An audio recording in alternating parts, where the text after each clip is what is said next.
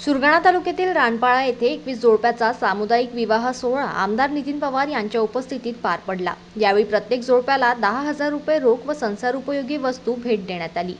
आदिवासी समाजात वर्षानुवर्षे गरिबी आहे। पावसाळ्यात काम संपले की कामाच्या शोधात बाहेरगावी जावे लागते। कुटुंबाचं पालन पोषण करण्यासाठी घरदार सोडावे लागते। शहरात विवाह सोहळ्यात लाखो रुपये खर्च केले जातात। तेवढ्याच पैशात हजारो जोडप्याचे विवाह पार पडतील। खर्च कमी करण्यासाठी आदिवासी समाजात सामुदायिक विवाह सोहळ्याशिवाय पर्याय नसल्याचे प्रतिपादन कळवण सुरगाणाचे आमदार नितीन पवार यांनी रानपाळा येथे 21 जोडप्यांच्या विवाह सोहळ्याप्रसंगी प्रतिपादन केले। विवाहाचे आयोजक गोपाळ धूम, युवराज लोखंडे यांनी केले। प्रमुख पाहुणे नवसू गायकवाड, राजू पवार होते। यावेळी गोपाळ धूम यांनी सांगितले, आपला विकास आपणच करू शकतो। वैचारिक पातळीवर परिवर्तन केले तरच आपला विकास होऊ शकतो। आदिवासी समाजाची दशा झाली आहे, त्याला विकासाची दिशा मिळाली पाहिजे अशी अपेक्षा व्यक्त केली। यावेळी सोहळ्यात संसारोपयोगी वस्तू वाटप करण्यात आल्या। आमदारांकडून मदतीचा हात नितीन पवार मित्र मंडळ यांच्यातर्फे आर्थिक दुर्बल घटकातील वधूवरांना प्रत्येकी 10,000 रुपये मदत देण्यात आली।